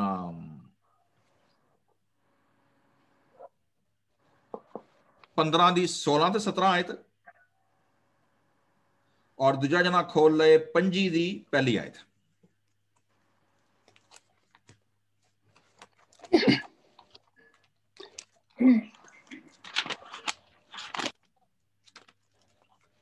पहला इतिहास हाँ जी 15 बाब ते 16 ते 17वां आयत। और दाऊद ने लेवियां दे सरदारां नूं आग्या दित्ती जो अपने भरावां विचों गवैया नूं थापण पई जेकर जे पई ओ जयकार दे वजंतर अर्थात तंबूरे और सितारा और मजीरे छेड़न और उच्चियां सुरां करके आनंदताई दे नाल गाउण। सो लेवियां ने योएल दे पुत्र हिमान नूं थापिया, नाले उस दे भरावां विचों बरखिया दे पुत्र आसाफ नूं अते उन्हां दे मरारी भरावां विचों कसूया दे पुत्र यथान नूं। Thank you ji, thank you uncle ji. So तुसां एक चीज़ वेखीए साडे पंजाबी कॉन्टेक्स्ट दे विच जिहड़ा लफ्ज़ इत्थे आया ना उन्हां नूं थापिया, ठीक है, थापिया दा मतलब की हुंदा है कि उन्हां नूं इनकरेज कीता। की ख्याल है अंकल जी, थापड़ किसे नूं दई दीए इहदा की मतलब हुंदा है? चुनना, स्थापित करना उन्हां नूं भी ਇਹ ਕੰਮ ਤੁਹਾਡਾ ਹੈ, ਇਹ ਕੰਮ ਤੁਹਾਡਾ, ठीक है। ਉਹਨਾਂ ਨੂੰ ਥਾਪ ਦਿੱਤਾ ਵੀ ਇਹੋ ਕੰਮ ਨੂੰ ਤੁਸੀਂ ਕਰੋਗੇ। ठीक है, ਜਿਹੜਾ ਉਰਦੂ ਚ ਲਫ਼ਜ਼ ਮੇਰੇ ਕੋਲ ਆਇਆ ਵੇ ਨਾ, ਇੱਥੇ ਉਰਦੂ ਬਾਈਬਲ ਲਿਖਿਆ ਵੇ, ਉਹਨਾਂ ਨੂੰ ਮੁਕਰਰ ਕੀਤਾ, ਯਾਨੀ ਦੇ ਹੈਵ ਬੀਨ ਅਸਾਈਨਡ, ਠੀਕ ਹੈ, ਉਹਨਾਂ ਨੂੰ ਪ੍ਰੋਪਰ। ਔਰ ਕਿੰਨੇ ਕੀਤਾ ਸੀ? that was a royal decree, Dawood ਬਾਦਸ਼ਾਹ ਨੇ, ਓਕੇ। ਸੋ ਆਪਣੀ ਮਰਜ਼ੀ ਦੇ ਨਾਲ ਉਹ ਨਹੀਂ ਸਨ ਆਏ, ਉਹਨਾਂ ਦੇ ਕੋਲ ਖਿਦਮਤਾਂ ਹੈ ਸਨ। they were talented, they were trained, they were educated, they were gifted, लेकिन ਉਹਨਾਂ ਦੀ ਖਿਦਮਤ ਜਿਹੜੀ ਸੀ that has been assigned by the higher authority, ਤਾਂ ਕਿ ਉਹ ਇੱਕ ਸਿਸਟਮ ਦੇ ਵਿੱਚ ਰਹਿਣ ਆਪਣੀ ਮਰਜ਼ੀ ਦੇ ਨਾਲ। ਔਰ ਆਪ ਹੀ ਕੋਈ ਵੀ ਨਹੀਂ ਖੜਾ ਹੋ ਗਿਆ ਕਿ ਜੀ ਮੈਂ ਤੁਹਾਡਾ ਸਾਰ ਨਾਲ ਚੰਗਾ ਵਾਂ, ਮੇਰਾ ਗਲਾ ਸਾਰਨਾ ਅੱਛਾ ਵੇ, ਮੈਂ ਬੜਾ ਅੱਛਾ ਸਾਜ਼ ਵਜਾ ਲੈਣਾ ਵਾ ਤੇ ਮੈਨੂੰ ਤੁਸੀਂ ਅੱਗੇ ਲਾ ਦਿਓ, ਇੰਜ ਦਾ ਕੋਈ ਸੀਨ ਨਹੀਂ ਸੀ, ਠੀਕ ਹੈ। So they have been assigned, they have been appointed by the royal decree, ਤਾਂ ਕਿ ਉਹਨਾਂ ਦੇ ਪਿੱਛੇ ਪੂਰੀ। ਔਰ ਤੁਹਾਂ ਇੱਕ ਚੀਜ਼ ਹੋਰ ਵੇਖੀਏ, ਰਾਇਲ ਡਿਕਰੀ ਤੇ ਆਈ, ਲੇਕਿਨ ਉਹਨਾਂ ਨੂੰ ਮੁਕਰਰ ਕਿਹਨਾਂ ਨੇ ਕੀਤਾ ਸੀ? ਸਰਦਾਰਾਂ ਨੇ, ਜਿਹੜੇ ਉੱਤੇ ਲੀਡਰ ਸਨ, ਉਹਨਾਂ ਨੇ ਉਹਨਾਂ ਨੂੰ ਕੀ ਕੀਤਾ ਸੀ? ਬੰਦੇ ਚੁਣੇ ਹਨ। ਸੋ ਉੱਤੇ ਰਾਇਲ ਡਿਕਰੀ ਆਈ, ਉਹਦੇ ਬਾਅਦ ਉੱਤੇ ਕੌਂਸਲ ਬਣੀ, ਔਰ ਕੌਂਸਲ ਤੋਂ ਬਾਅਦ ਉਹਨਾਂ ਥੱਲੇ ਬੰਦੇ ਕੀ ਕੀਤੇ? ਉਹਨਾਂ ਅਪਾਇੰਟ ਕੀਤੇ। So that's the whole biblical setup, ਠੀਕ ਹੈ। ਸੋ ਅਸੀਂ ਵੇਖਦੇ ਹਾਂ ਕਿ ਈਵਨ ਮੌਸੀਕੀ ਦੇ ਸਾਜ਼ ਵਜਾਉਣ ਲਈ ਵੀ, ਗਾਣ ਲਈ ਵੀ, ਵਜਾਉਣ ਲਈ ਵੀ ਅਸੀਂ ਵੇਖਦੇ ਹਾਂ ਪਏ they have been properly assigned and appointed. Okay ਜੀ, ਦੂਜਾ ਵਾਲਾ ਖੋਲਿਓ ਜੀ, ਪਹਿਲਾ ਇਤਿਹਾਸ ਤੇ 5:1। ਰਾਜਾ ਦਾਊਦ ਅਤੇ ਲੇਵੀਆਂ ਦੇ ਆਗੂਆਂ ਨੇ ਇਹਨਾਂ ਕੁਲਾਂ ਦੇ ਆਦਮੀਆਂ ਨੂੰ ਆਰਾਧਨਾ ਵਿੱਚ ਅਗਵਾਈ ਕਰਨ ਦੇ ਲਈ ਚੁਣਿਆ। ਅਸਾਫ, ਹੈਮਾਨ ਅਤੇ ਯਥੂਥਨ। ਉਹਨਾਂ ਦਾ ਕੰਮ ਬਰਬਤਾਂ ਅਤੇ ਸ਼ਹਿਣਾਂ ਦੇ ਸੰਗੀਤ ਨਾਲ ਪਰਮੇਸ਼ਰ ਦਾ ਸੰਦੇਸ਼ ਸੁਣਾਉਣਾ ਸੀ। ਇਹ ਉਹਨਾਂ ਆਦਮੀਆਂ ਦੀ ਸੂਚੀ ਹੈ ਜੋ ਆਰਾਧਨਾ ਦੇ ਵੱਖ-ਵੱਖ ਕੰਮਾਂ ਵਿੱਚ ਅਗਵਾਈ ਕਰਨ ਲਈ ਚੁਣੇ ਗਏ ਸਨ। ਥੈਂਕ ਯੂ ਜੀ। ਕਾਹਦੇ ਲਈ ਇਕੱਠੇ, ਕਾਹਦੇ ਲਈ ਉਹਨਾਂ ਨੂੰ ਅਲੱਗ ਕੀਤਾ ਗਿਆ ਸੀ ਜੀ? ਕਾਹਦੇ ਲਈ, ਕੀ ਕਰਨ ਲਈ? ਗਾਉਣ ਵਜਾਉਣ ਲਈ। ਲਫ਼ਜ਼ ਬੜਾ ਅੱਛਾ ਵੇ, ਆਰਾਧਨਾ, ਠੀਕ ਹੈ ਨਾ, ਮਤਲਬ ਆਰਾਧਨਾ ਕਰਨ ਲਈ, ਓਕੇ। ਸੋ ਕੀ ਲਿਖਿਆ ਜੀ? ਅਗੇਨ ਵੇਖੋਗੇ ਪੈਟਰਨ ਸੇਮ ਹੈ। ਉੱਤੇ ਰਾਇਲ ਡਿਕਰੀ ਦਾਊਦ, ਔਰ ਦਾਊਦ ਨੇ ਫਿਰ ਕੀ ਕੀਤਾ? ਕਬੀਲਿਆਂ ਦੇ ਸਰਦਾਰਾਂ ਨੂੰ, ਜਿਹੜੇ ਕੌਂਸਲ ਸੀ, ਐਲਡਰ ਸਨ, ਠੀਕ ਹੈ, ਉਹਨਾਂ ਨੂੰ ਇਕੱਠੀਆਂ ਕੀਤਾ, ਔਰ ਉਹਨਾਂ ਨੂੰ ਆਖਿਆ ਕਿ ਤੁਸੀਂ ਇਹ 3 ਫੈਮਲੀਆਂ ਜਿਹੜੀਆਂ ਨੇ, ਇਹਨਾਂ ਨੂੰ ਕੀ ਕਰੋ? ਖਿਦਮਤ ਕੇ ਲਈ, ਪਰਫਾਰਮੈਂਸ ਕੇ ਲਈ ਨਹੀਂ। That's a key word actually. ਸਾਡਾ ਪ੍ਰੋਬਲਮ ਐਵੇਂ ਕਿ ਸਾਡੇ ਚੋਂ ਬਹੁਤ ਸਾਰੇ ਲੋਕ ਮਿਊਜ਼ਿਕ ਨੂੰ ਔਰ ਸਿੰਗਿੰਗ ਨੂੰ ਜਾਂ ਇੰਸਟਰੂਮੈਂਟ ਨੂੰ ਦੇ think that is a performance. That is not a performance, that is actually a service. ਜਦੋਂ ਸਾਡਾ ਪਰਸਪੈਕਟਿਵ ਚੇਂਜ ਹੁੰਦਾ ਵਾ ਨਾ ਕਿ ਯਾਰ ਪਰਫਾਰਮੈਂਸ ਨਹੀਂ ਹੈ, ਦੈਟ ਇਜ਼ ਅ ਸਰਵਿਸ। ਔਰ ਸਰਵਿਸ ਦਾ ਮਤਲਬ ਹੈ ਵੇ ਕਿ ਤੁਹਾਨੂੰ, ਤੁਹਾਡੇ ਪਿੱਛੇ ਲੋਕ ਹੋਣ, ਤੁਹਾਨੂੰ ਪਿੱਛੇ ਟ੍ਰੇਨਿੰਗ ਹੋਏ, ਤੁਹਾਡੇ ਪਿੱਛੇ ਪ੍ਰੋਪਰ ਉਹਦਾ ਸੈਟਅਪ ਹੋਏ, and then you come to lead in a public ministry, ਠੀਕ ਹੈ। ਸੋ ਖਿਦਮਤ ਲਈ ਕੀ ਕੀਤਾ? ਨੰਬਰ 1 ਹੈ ਕੀ ਹੈ? ਮਿਨਿਸਟਰੀ ਹੈ। ਨੰਬਰ 2 ਕੀ? ਉਹਨਾਂ ਨੂੰ ਕੀ ਕਰ ਦਿੱਤਾ? ਸੈਪਰੇਟ ਕਰ ਦਿੱਤਾ। ਮਤਲਬ ਹੈ ਵੇ ਉਹਨਾਂ ਨੂੰ ਉਹਨਾਂ ਦੀਆਂ ਤਨਖਾਹਾਂ ਲਾ ਦਿੱਤੀਆਂ, ਉਹਨਾਂ ਨੂੰ ਉਹਨਾਂ ਦੀ ਸਪੋਰਟ ਲਗਾ ਦਿੱਤੀ, ਉਹਨਾਂ ਨੂੰ ਮੁਕਰਰ ਕਰਤਾ ਕਿ ਤੁਹਾਂ ਹੋਰ ਕੋਈ ਕੰਮ ਨਹੀਂ ਕਰਨਾ, ਠੀਕ ਹੈ। You are set apart for only this ministry, ਠੀਕ ਹੈ। ਮਤਲਬ ਮੈਂ ਹੋਰ ਮੈਂ ਕਿਹਦੀ ਕੀ ਮਿਸਾਲ ਦੇਣੀ ਹੈ? ਮੈਂ ਆਪਣੀ ਮਿਸਾਲ ਹੀ ਦੇ ਸਕਦਾ ਵਾਂ, ਬਾਕੀ ਦਾ ਤਾਂ ਮੈਨੂੰ ਨਹੀਂ ਪਤਾ, ਠੀਕ ਹੈ। ਮਤਲਬ ਮੈਨੂੰ ਕੋਈ ਤਕਰੀਬਨ, ਮੇਰਾ ਖਿਆਲ ਹੈ ਮੈਂ 2002 ਚ ਗ੍ਰੈਜੂਏਟ ਹੋਇਆ ਵਾਂ, ਔਰ ਉਹਦੇ ਬਾਅਦ ਮੇਰਾ ਖਿਆਲ ਮੈਂ ਕੋਈ 6-7 ਮਹੀਨੇ, ਉਹ ਵੀ ਲੇਕਿਨ ਮਿਊਜ਼ਿਕ ਦੀ ਜੌਬ ਹੀ ਸੀ, ਉਹ ਮੈਂ ਕੀਤੀ ਹੈ। ਲੇਕਿਨ ਪਿਛਲੇ ਕੋਈ ਤਕਰੀਬਨ 12-13 ਸਾਲਾਂ ਤੋਂ, ਠੀਕ ਹੈ, ਮੈਂ ਫੁੱਲ ਟਾਈਮ ਮਿਨਿਸਟਰ ਹਾਂ, ਫੁੱਲ ਟਾਈਮ, ਠੀਕ ਹੈ। ਟੋਟਲੀ ਖੁਦਾ ਨਾਲ ਕਮਿਟਮੈਂਟ ਕੀਤੀ ਕਿ ਭਾਈ ਜੋ ਖੁਦਾ ਨੂੰ ਦੇਂਗਾ ਨਾ, ਉਹ ਹੀ ਕਰਾਂਗੇ, ਲੇਕਿਨ ਹੋਰ ਕੰਮ ਕੋਈ ਨਹੀਂ ਕਰਨਾ if you have called and if you have assigned the ministry, that's it, period। ਠੀਕ ਹੈ ਨਾ। ਔਰ ਖੁਦਾ ਦਾ ਸ਼ੁਕਰ ਹੈ ਕਿ ਖੁਦਾ ਨੇ ਅੱਜ ਤੱਕ ਜਿਹੜਾ ਵੇ ਨਾ ਪਿਛਲੇ 12-13 ਸਾਲਾਂ ਤੋਂ, ਬਲਕਿ ਮੈਂ ਸਮਝਦਾ ਵਾਂ ਕਿ ਸਾਡੀ ਸੋਚ ਔਰ ਖਿਆਲ ਜਿਹੜੀਆਂ ਜਗ੍ਹਾ, ਜਿਹੜੇ ਮਕਾਮ ਜਾਂ ਜਿਸ ਲਾਈਫ ਸਟਾਈਲ ਲੋਕੀ ਸਿਰਫ ਡ੍ਰੀਮ ਕਰਦੇ ਨੇ ਨਾ, ਮਤਲਬ we are just enjoying that one। ਠੀਕ ਹੈ ਨਾ। that's the one example। and ਜੀ ਹੋਰ ਬੜੇ ਲੋਕ ਨੇ ਜਿਹੜੇ ਖੁਦਾ ਤੇ ਲੋਕ ਭਰੋਸਾ ਰੱਖਦੇ ਨੇ, ਜਿਹੜੇ ਖੁਦਾ ਦੇ ਨਾਲ ਚੱਲਦੇ ਨੇ ਔਰ ਜਿਹੜੇ ਆਪਣੇ ਆਪ ਨੂੰ ਅਸਾਈਨ ਕਰ ਦਿੰਦੇ ਨੇ ਕਿ okay, if you are called, if you are assigned, you are ordained, then you have nothing else to do, focus on only one thing which God has called you to do। ਸੋ ਇਹ ਕੰਮ ਇਹਨਾਂ ਨਾਲ ਹੋਇਆ ਵੇ, ਖੁਦਾ ਨੇ ਇਹਨਾਂ ਨੂੰ set apart ਕਰ ਦਿੱਤਾ। ਸੋ ਅਸੀਂ ਵੇਖਦੇ ਹਾਂ ਕਿ ਇਹ ਕੀ ਕਰਨ। ਤੀਜੇ ਨੰਬਰ ਤੇ ਖਿਦਮਤ ਕੀ ਸੀ ਇਹਨਾਂ ਦੀ, बरबत और सितार और झांझ से क्या करें जी, नबूवत करें। Interestingly, so music ministry is actually a prophetic ministry. ਅਸੀਂ ਸਮਝਦੇ ਹਾਂ ਕਿ ਨਬੀ ਸ਼ਾਇਦ, ਅੱਛਾ ਦਿਲਚਸਪ ਗੱਲ ਤੁਹਾਨੂੰ ਮੈਂ ਹੋਰ ਦੱਸਾਂ, ਮੈਜੋਰਿਟੀ ਜਿਹੜੇ 올ਡ ਟੈਸਟਾਮੈਂਟ ਸਟਾਈਲ ਦੇ ਨਬੀ ਸਨ, ਮੈਜੋਰਿਟੀ ਉਹਨਾਂ ਦੀ ਸ਼ਾਇਰ ਸੀ। ਠੀਕ ਹੈ, ਰਾਈਟਰ ਸਨ, ਸ਼ਾਇਰੀ ਕਰਦੇ ਹਨ, ਲਿਖਦੇ ਹਨ, ਕੰਪੋਜ਼ ਕਰਦੇ ਹਨ, ਗਾਉਂਦੇ ਹਨ, ਵਜਾਉਂਦੇ ਹਨ। ਸੋ the musical ministry is prophetic, it is ordained, and it is a service। so ਇਹਨੂੰ ਜਿਹੜੇ ਲੋਕ ਬੜਾ ਲਾਈਟਲੀ ਲੈਂਦੇ ਨੇ ਨਾ ਕਿ ਚਲੋ ਯਾਰ ਸ਼ੌਕੀਆ ਫਨਕਾਰੀ ਜਿਵੇਂ ਮਰਜ਼ੀ ਕਰ ਲਈਏ, ਠੀਕ ਹੈ ਨਾ। so that's not a case। so ਉਹਨੂੰ ਸੰਜੀਦਗੀ ਦੇ ਨਾਲ ਔਰ ਉਹਨੂੰ ਓਨੈਸਟੀ ਦੇ ਨਾਲ ਲੈਣਾ ਚਾਹੀਦਾ। ਓਕੇ ਜੀ, ਸੋ ਅਸਾਂ ਵੇਖਿਆ ਜੀ ਕਿ ਆਸਫ ਦੀ ਫੈਮਲੀਆਂ ਕੀ ਸਨ, ਉਹਨਾਂ ਨੂੰ ਸਾਈਨ ਕੀਤਾ ਗਿਆ, ਮਿਊਜ਼ੀਸ਼ੀਅਨ ਸਨ, ਪ੍ਰੋਫੈਟਿਕ ਮਿਨਿਸਟਰੀ ਸੀ। ਇੱਕ ਹੋਰ ਬੜੀ ਇੰਪੋਰਟੈਂਟ ਚੀਜ਼ ਹੈ ਜਿਹੜੀ ਨਵੇਂ ਐਦਨਾਮੇ ਦੇ ਵਿੱਚ ਸਾਨੂੰ ਜੋੜਦੀ ਹੈ ਜਾ ਕੇ, ਕਿ ਨਵੇਂ ਐਦਨਾਮੇ ਦੇ ਵਿੱਚ ਉਹਨਾਂ ਦੀ ਮਿਨਿਸਟਰੀ ਨੂੰ ਕਿਵੇਂ ਪੇਸ਼ ਕੀਤਾ ਗਿਆ। ਜ਼ਰਾ ਪੜ੍ਹਿਓ ਜੀ 5 ਦੀ 9ਵੀਂ ਆਇਤ।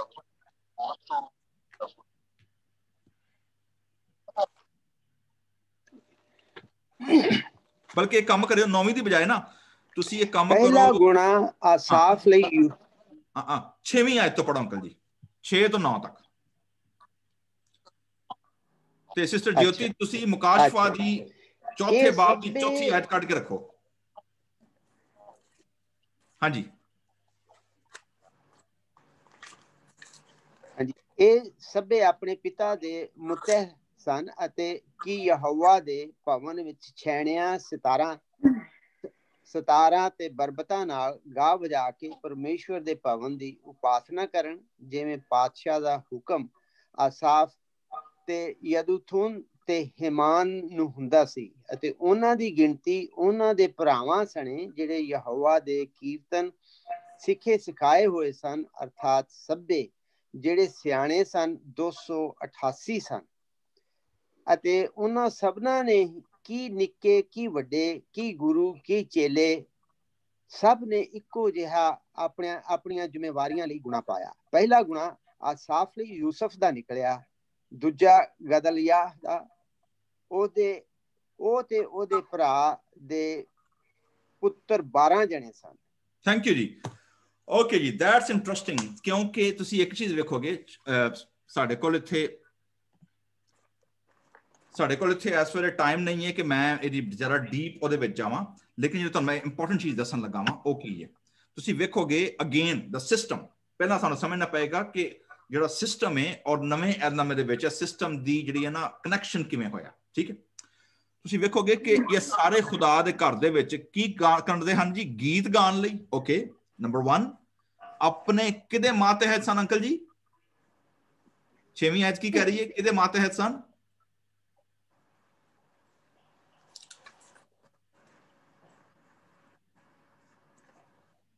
ਆਪਣੇ ਫਾਦਰ ਦੇ। Okay, number 1 they were under the supervision of their father।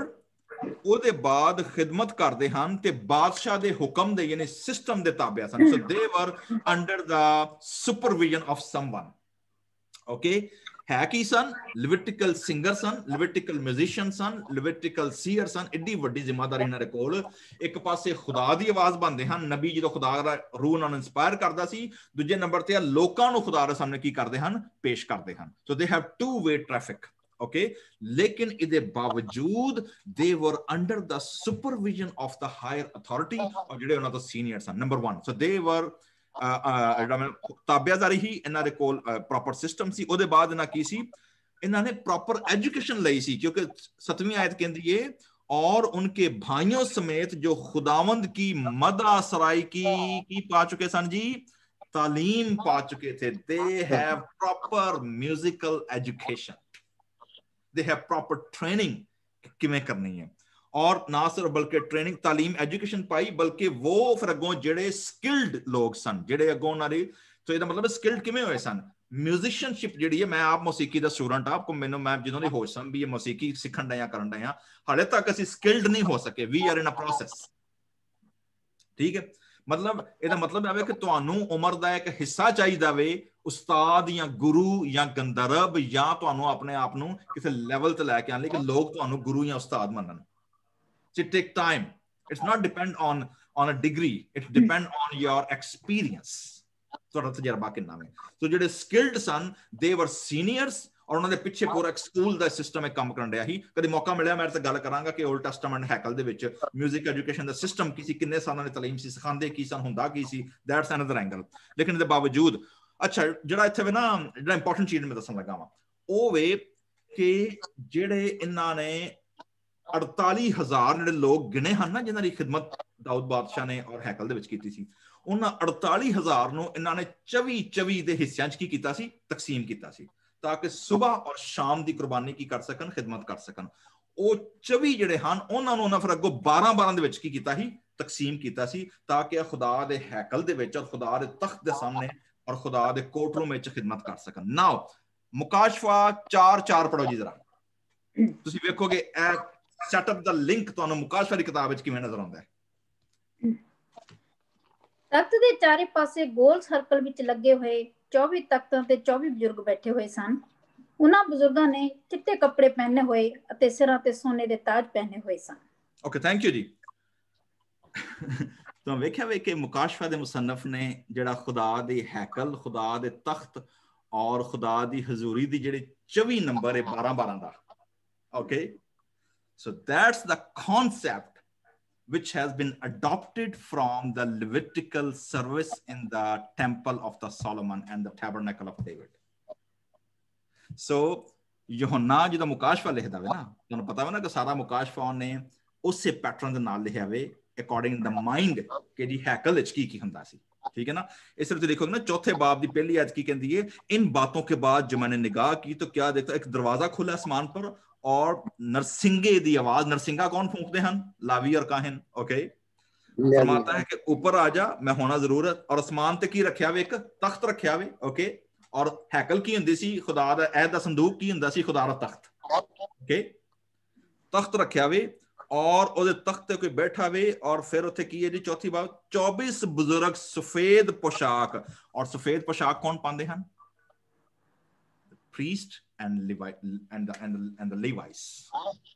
ਸੋ ਤੁਸੀਂ ਵੇਖਿਆ ਵੇ ਕਿ ਜਿਹੜੇ ਲਾਵੀਆਂ ਦੇ ਕਬੀਲਿਆਂ ਦੇ ਜਿਹੜੀ ਉਹਨਾਂ ਦੀ ਖਿਦਮਤ ਦੀ ਜਿਹੜੀ ਪਿਕਚਰ ਹੈ, that has been painted in the book of Revelation according to their numbering। 24 ਬਜ਼ੁਰਗ 12 ਨੇ ਤਕਸੀਮ, ਔਰ ਸਾਰੇ ਦਾ ਸਾਰਾ ਤੁਹਾਨੂੰ ਤਸਵੀਰ ਜਿਹੜੀ ਹੈ ਨਵੇਂ ਨਜ਼ਰ ਆਉਣ ਲਈ ਹੈ। ਠੀਕ ਹੈ ਜੀ।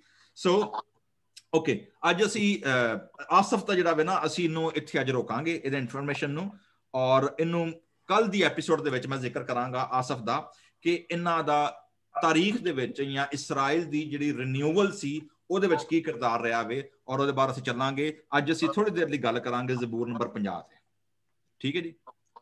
ਸੋ ਜ਼ਬੂਰ ਨੰਬਰ 50 ਤੇ ਹੁੰਨੇ ਆ, ਬਾਕੀ ਅਸੀਂ ਕੱਲ ਐਪੀਸੋਡ ਨੂੰ ਕੈਰੀ ਔਨ ਕਰਾਂਗੇ ਇਹਨਾਂ ਦੇ ਬੈਕਗ੍ਰਾਉਂਡ ਨੂੰ।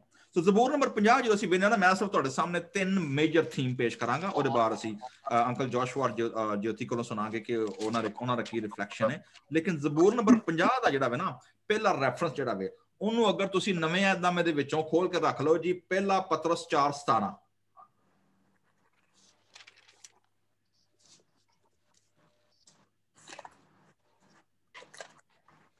ਇਹਦਾ ਅਸੀਂ ਕ੍ਰਾਸ ਰੈਫਰੈਂਸ ਪੜਾਂਗੇ ਜੀ, ਜ਼ਬੂਰ ਨੰਬਰ 50 ਦਾ। ਅੰਕਲ ਜੀ ਤੁਸੀਂ ਖੋਲ ਲਵੋ ਇਬਰਾਨੀਓ 13:15 ਜੀ। ਸਿਸਟਰ ਜੋਤੀ ਪੜੋ ਜ਼ਰਾ ਪਹਿਲਾ ਪਤਰਸ 4:17। ਨਿਆਂ ਦੀ ਘੜੀ ਆ ਚੁੱਕੀ ਹੈ, ਇਸ ਦਾ ਸ਼ੁਰੂਆਤ ਪਰਮੇਸ਼ਵਰ ਦੇ ਆਪਣੇ ਘਰ ਤੋਂ ਹੀ ਹੋ ਰਿਹਾ ਹੈ। Okay, thank you very much. ਨਿਆਂ ਦੀ ਕੀ ਆ ਗਈ ਹੈ ਜੀ? ਅਦਾਲਤ ਦੀ ਕੀ ਆ ਗਈ ਹੈ? ਘੜੀ ਆ ਗਈ ਹੈ। ਔਰ ਕੰਮ ਸ਼ੁਰੂ ਕਿੱਥੋਂ ਹੋਏਗਾ? ਬਾਹਰੋਂ ਹੋਏਗਾ, ਪਰਮੇਸ਼ਵਰ ਦੇ ਘਰ ਤੋਂ ਹੀ।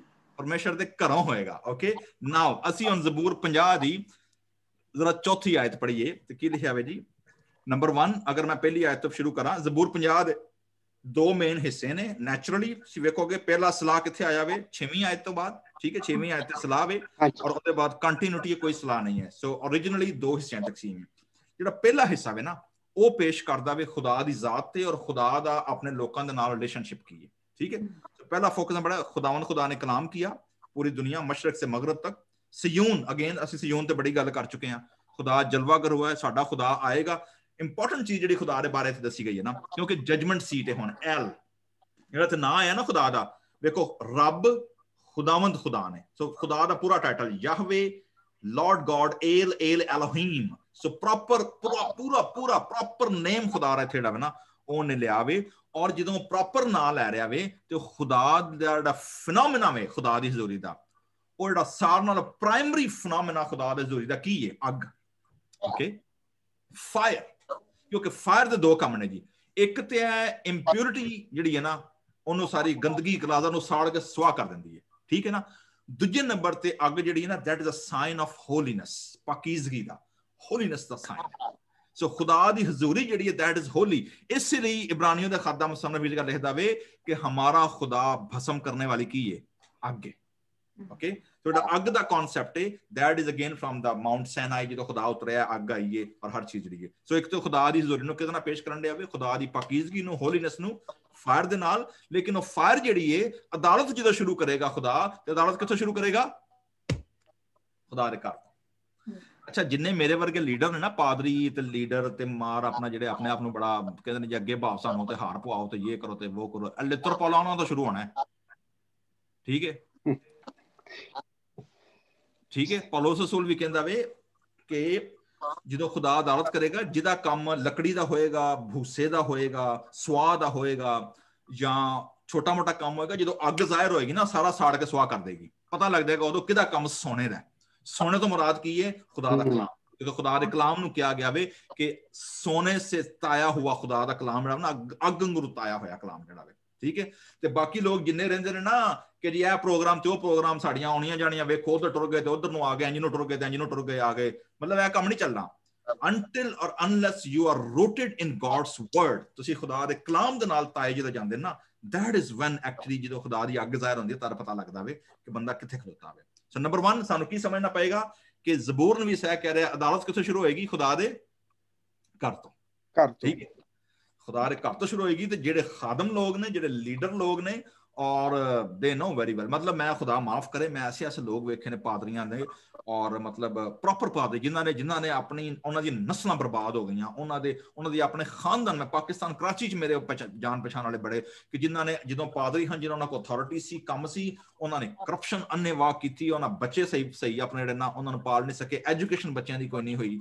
ਔਰ ਜਨਾਬ ਜਿਵੇਂ ਹੀ ਆਪੀ ਐਸੀ ਬਿਮਾਰੀ ਨਾਲ ਮਰੇ ਕਿ ਹੈਰਾਨ ਰਹਿ ਜਾਂਦਾ ਕਿ ਯਾਰ ਮਤਲਬ ਖੁਦਾ ਜਦੋਂ ਅਦਾਲਤ ਕਰਦਾ ਹੈ ਜਾਂ ਵੇਂਦਾ ਵੇ ਕਿਵੇਂ ਕਰਦਾ ਵੇ। ਲੇਕਿਨ ਸਾਨੂੰ ਬੜਾ ਹੰਬਲ ਰਹਿਣਾ ਚਾਹੀਦਾ ਖੁਦਾ ਦੇ ਅੱਗੇ ਔਰ ਆਪਣੇ ਆਪ ਨੂੰ ਬੜਾ ਆਜਜ਼ੀ ਇਨਕਸਾਰੀ ਕਰਨੀ ਚਾਹੀਦੀ ਹੈ ਔਰ ਖੁਦਾ ਖੌਫ ਜਿਹੜਾ ਨਾ ਉਸ ਦਿਲ ਵਿੱਚ ਹੋਣਾ ਚਾਹੀਦਾ ਵੇ, ਖਾਸ ਤੌਰ ਤੇ ਖਿਦਮਤ ਹੈ ਨਾ ਖੁਦਾ ਦੇ ਮਜ਼ਬੇ ਤੇ ਖਲੋਂਦੇ ਨੇ ਜਿਹੜੇ ਲੋਕ। ਨੰਬਰ 1 ਦੂਜਾ ਜਿਹੜਾ ਕਨਸੈਪਟ ਨਾ ਇਹਦੇ ਵਿੱਚ ਮੇਨ ਜਿਹੜਾ ਵੇ ਉਹ ਵੇ ਖੁਦਾ ਕਹਿੰਦਾ ਜੀ ਮੈਨੂੰ ਤੁਹਾਡੇ ਡੰਗਰ ਤੇ ਤੁਹਾਡੇ ਖੋਤੇ ਤੇ ਤੁਹਾਡੇ ਘੋੜੇ ਤੇ ਤੁਹਾਡੇ ਆਪਣਾ ਗਾਏ ਬੈਲ ਤੇ ਬੱਕਰੀਆਂ ਪਰਿੰਦੇ ਸਾਰਾ ਕੁਝ ਮੇਰਾ ਵੇ, ਤੁਹਾਂ ਮੈਨੂੰ ਕੀ ਦੇਣਾ ਵੇ, ਠੀਕ ਹੈ ਨਾ। That's what God is saying actually what he is requiring. ਖੁਦਾ ਸਾਡੇ ਕੋਲ ਰਿਕੁਆਇਰ ਕਰਦਾ ਪਿਆ ਜੀ 14ਵੀਂ ਆਇਤ ਔਰ ਉਹਦੇ ਬਾਅਦ ਤੁਸੀਂ ਵੇਖੋਗੇ 22ਵੀਂ ਆਇਤ ਜਿਹੜੀ ਹੈ ਨਾ ਇਹਦੀ 23 ਆਇਤ ਜਿਹੜਾ ਆਖਰੀ ਆਇਤ ਹੈ 14ਵੀਂ ਤੇ 23 ਆਇਤ ਜਿਹੜੀ ਹੈ ਉੱਥੇ ਕਹਿੰਦੇ ਆ ਜੀ ਕਿ ਮੇਰੇ ਨਜ਼ਦੀਕ ਸ਼ੁਕਰਗੁਜ਼ਾਰੀ ਦੀ ਕੁਰਬਾਨੀ ਚਾੜ, ਠੀਕ ਹੈ ਨਾ। ਖੁਦਾ ਨੇ ਮੈਨੂੰ ਬਾਕੀ ਚੀਜ਼ਾਂ ਨਾ ਦੇਗਾ ਨਾ ਚਾੜ ਮੇਰੇ ਅੱਗੇ, ਦੇਗਾ ਤੇ ਹਦੀਏ ਤੇ ਨਜ਼ਰਾਨੇ ਤੇ ਮਾਰ ਆਪਣਾ ਇਹ ਕਰਤੇ ਉਹ ਮੈਨੂੰ ਨਹੀਂ ਚਾਹੀਦਾ ਖੁਦਾ ਦਾ, ਮੇਰੇ ਅੱਗੇ ਸ਼ੁਕਰਗੁਜ਼ਾਰੀ। ਐਸੇ ਕਨਸੈਪਟ ਨੂੰ ਇਬਰਾਨੀਓ 13-15 ਅੰਕਲ ਜੀ। ਹਾਂਜੀ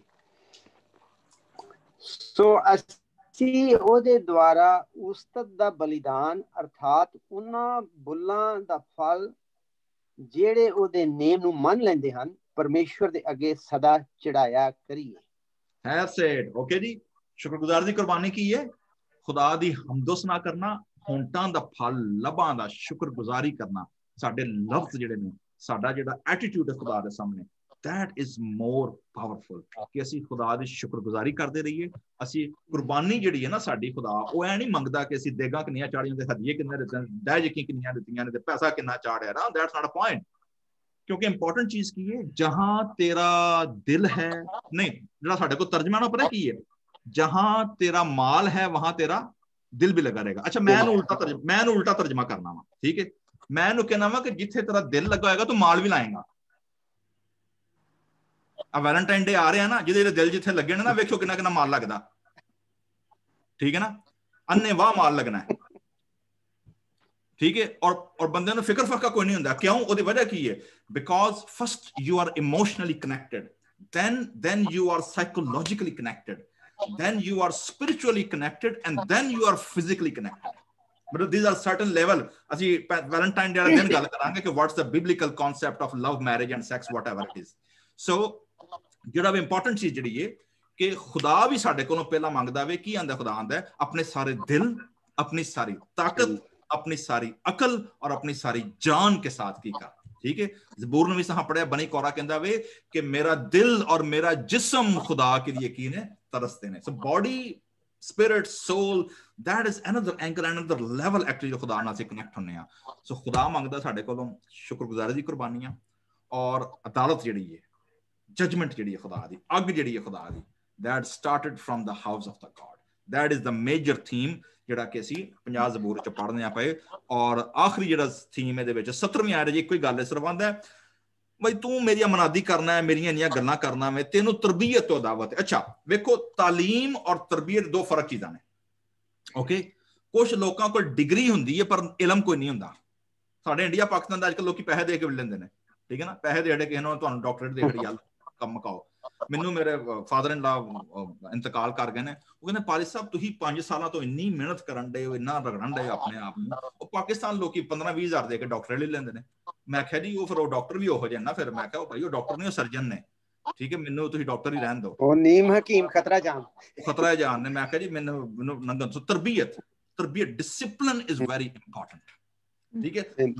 ਲੋਕਾਂ ਦੀ ਉਮਰਾਂ ਲੰਘ ਜਾਂਦੀਆਂ ਨੇ, ਕਲੀਸਿਆਵਾਂ ਦੇ ਵਿੱਚ ਰਹਿੰਦੇ ਆ, ਕਲਾਮ ਸੁਣਦੇ ਆ, ਚਰਚ ਦੇ ਵਿੱਚ ਇਨਵੋਲਵ ਹੁੰਦੇ ਆ, ਲੇਕਿਨ they never ever have an experience of a ਡਿਸਾਈਪਲਸ਼ਿਪ।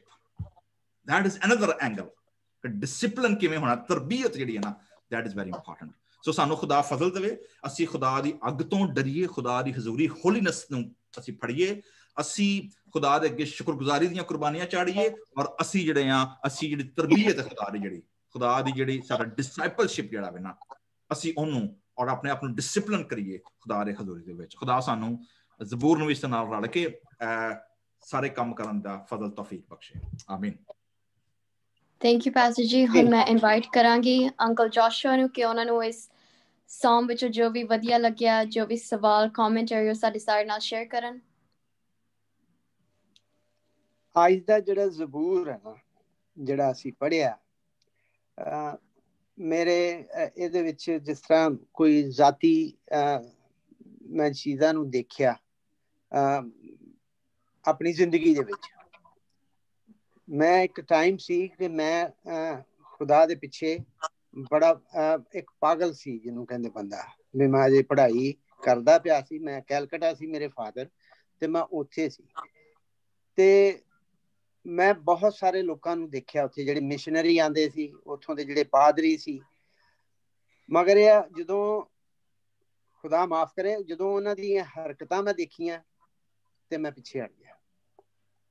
ਮੈਂ ਕਿਹਾ ਇਹਦੇ ਨਾਲੋਂ ਮੈਂ ਇਸ ਤਰ੍ਹਾਂ ਹੀ ਚੰਗਾ ਵੀ ਜੇ ਮੈਂ ਖੁਦਾ ਦੀ ਖਿਦਮਤ ਕਰਨੀ ਹੈ ਨਾ, ਤੇ ਮੈਂ ਆਪਣੇ ਕੰਮ ਤੋਂ ਬਾਅਦ ਜਾ ਕੇ ਵੀ ਖੁਦਾ ਦਾ ਕੰਮ ਕਰ ਸਕਦਾ। ਸੋ ਇਹਦੇ ਚ ਜਿਹੜਾ ਟਰਸਟ ਤੇ ਫੇਥ ਹੈ ਨਾ, ਇਹਦਾ ਮੈਂ ਥੀਮ ਕੱਢਿਆ ਕਿ ਜਿਹੜਾ the contrast between true and false faith God desires, since thanks, trusted and praise. God judges people for testing him lightly. First he speaks to the superficially religious people who bring their sacrifices. They do not honor God with the true praises and thankfulness. Second, wicked, hard-headed people for their evil words and emotional lives. ਜੇ ਇਹਦੇ ਬਾਪ ਦੀ 16 ਤੋਂ 22 ਆਇਤ ਨੂੰ ਦੇਖੀਏ ਤਾਂ ਉਹਦੇ ਚ ਵੀ ਹੈ, he asked the superficially religious for genuine thanksgiving and trust, and he wants the evil people to consider their deeds lest he destroy them in his anger. 21ਵੀਂ ਆਇਤ ਨੂੰ ਜੇ ਲਈਏ ਤਾਂ ਉਹਦੇ ਚ ਵੀ ਹੈ ਕਿ at times God seems slight by his silence. He is not condoning sin, nor is he indifferent to it. Instead, he is withholding deserved punishment, giving time for people to repent. God takes no pleasure in the death of the wicked and wants them to turn from evil. But his silence does not last forever. A time of punishment will surely come. ਅਸੀਂ ਕਈ ਵਾਰੀ ਗੁਨਾਹ ਗਲਤੀਆਂ ਕਰੀ ਜਾਂਦੇ ਹਾਂ ਤੇ ਅਸੀਂ ਕਹਿੰਦੇ ਸਾਨੂੰ ਕੋਈ ਨਹੀਂ ਦੇਖ ਰਿਹਾ, ਮਗਰ ਖੁਦਾ ਉਸ ਹਰੇਕ ਚੀਜ਼ ਨੂੰ ਦੇਖਦਾ ਸਾਡੀ ਨੂੰ, ਅਸੀਂ ਕੀ ਕਰਦੇ ਹਾਂ। ਮਗਰ ਇਹ ਹੈ ਜਦੋਂ ਸਾਨੂੰ ਪਨਿਸ਼ਮੈਂਟ ਮਿਲਦੀ ਹੈ ਖੁਦਾ ਦਿੰਦਾ ਨਾ ਉਸ ਚੀਜ਼ ਦੀ, ਫਿਰ ਅਸੀਂ ਡਰਦੇ ਹਾਂ, ਫਿਰ ਕਹਿੰਦੇ ਹਾਂ ਵੀ ਮੈਂ ਖੁਦਾ ਦਾ ਮਾੜਾ ਕੀਤਾ। ਮਗਰ ਇਹ ਆ ਵੀ ਉਸ ਟਾਈਮ ਨਹੀਂ ਅਸੀਂ ਇਸ ਚੀਜ਼ ਨੂੰ ਸੋਚਦੇ ਕਿ ਵੀ ਅਸੀਂ ਕੀ ਕਰਦੇ ਪਏ ਹਾਂ। ਸੋ ਇਹੋ ਹੀ ਹੈ ਮੇਰਾ ਤਾਂ, ਮੈਂ ਤਾਂ ਅੱਜ ਮੈਂ ਆ ਕੇ ਵੀ ਕੰਮ ਤੋਂ ਬਾਅਦ ਫਿਰ ਮੈਂ ਇਹੋ ਹੀ ਸਟੱਡੀ ਕੀਤੀ ਹੈ ਤੇ ਦੈਟਸ ਇਟ ਫੀਲਿੰਗਸ। ਤੁਹਾਡੀ ਗੱਲ ਤੋਂ ਨਾ ਅੰਕਲ ਜੀ ਮੈਨੂੰ ਨਾ ਇੱਕ ਗੱਲ ਯਾਦ ਆਈ ਹੈ ਕਿ ਬਹੁਤ ਸਾਰੇ ਲੋਕਾਂ ਦਾ ਨਾ ਇਹ ਐਕਸਪੀਰੀਅੰਸ ਹੁੰਦਾ ਵੇ, ਜੇ ਤੁਸੀਂ ਗੱਲ ਕੀਤੀ ਹੈ ਨਾ ਕਿ ਅਸੀਂ ਚੁੱਕੇ ਜਿਹੜੇ ਖਾਦਮ ਹੁੰਦੇ ਨੇ, ਮਿਸ਼ਨਰੀ ਹੁੰਦੇ ਨੇ, ਉਹ ਹੁੰਦੇ ਨੇ ਰੋਲ ਮਾਡਲ ਲੀਡਰ ਹੁੰਦੇ ਨੇ ਨਾ, ਬੜੇ ਲੋਕ ਇੰਸਪਾਇਰ ਹੁੰਦੇ ਨੇ ਉਹਨਾਂ ਕੋਲੋਂ, ਔਰ ਮਤਲਬ ਲੋਕੀ ਉਹਨਾਂ ਵਰਗੇ ਬਣਨਾ ਵੀ ਚਾਹੁੰਦੇ ਨੇ। ਅਗਰ ਕੋਈ ਮਸ਼ਹੂਰ ਖਾਦਮ ਹੋਏ, ਕੋਈ ਅੱਛਾ ਮਤਲਬ ਪਾਵਰਫੁਲ ਜਾਂ ਫਰੂਟਫੁਲ ਖਾਦਮ ਹੋਏ, ਲੋਕੀ ਉਹਨੂੰ ਫੋਲੋ ਵੀ ਕਰਦੇ ਨੇ, ਮਤਲਬ ਦੈਟਸ ਫਾਈਨ।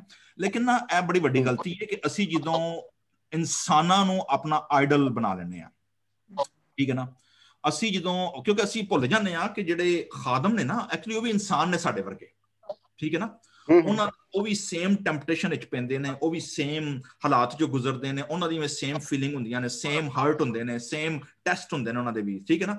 ਲੇਕਿਨ ਅਸੀਂ ਸਮਝਦੇ ਹਾਂ ਕਿ ਸ਼ਾਇਦ ਦੇ ਆਰ ਸੁਪਰ ਹਿਊਮਨ, ਇੰਜ ਨਹੀਂ ਹੁੰਦਾ, ਠੀਕ ਹੈ। So they are common normal human being, ਉਹਨਾਂ ਨੂੰ ਵੀ ਸੇਮ ਭੁੱਖ ਲੱਗਦੀ ਏ, ਉਹਨਾਂ ਨੂੰ ਵੀ ਸੇਮ ਸਰਦੀ ਲੱਗਦੀ ਏ, ਉਹਨਾਂ ਨੂੰ ਵੀ ਸੇਮ ਡਿਜ਼ਾਇਰ ਹੁੰਦੀਆਂ ਨੇ ਜਿਹੜੀ ਕਿਸੇ ਆਮ ਇਨਸਾਨ ਹੁੰਦੀਆਂ ਨੇ।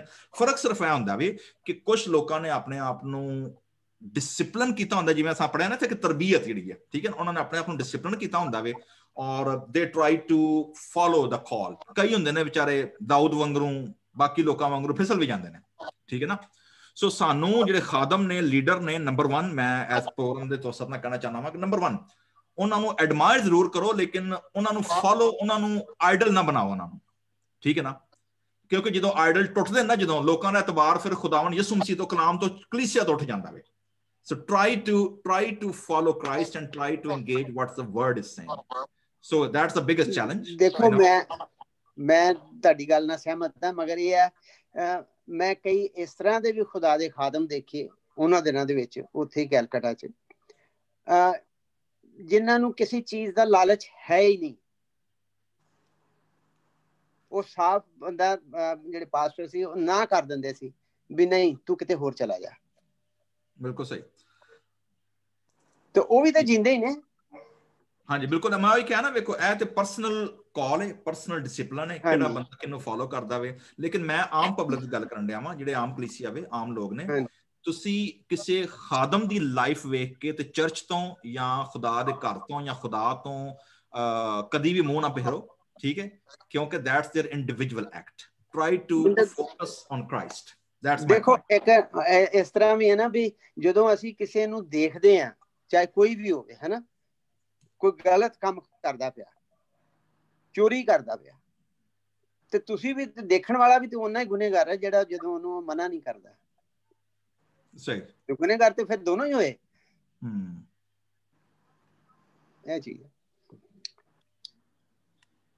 ਥੈਂਕ ਯੂ ਅੰਕਲ ਜੀ ਇਸ ਰਿਫਲੈਕਸ਼ਨ ਲਈ। ਹੁਣ ਮੈਂ ਇਨਵਾਈਟ ਕਰਾਂਗੀ ਆਂਟੀ ਜੋਤੀ ਨੂੰ ਕਿ ਉਹ ਆਪਣੇ ਸਵਾਲ, ਆਪਣੀ ਕਮੈਂਟਰੀ ਸਾਡੇ ਸਾਰਿਆਂ ਨਾਲ ਸ਼ੇਅਰ ਕਰਨ।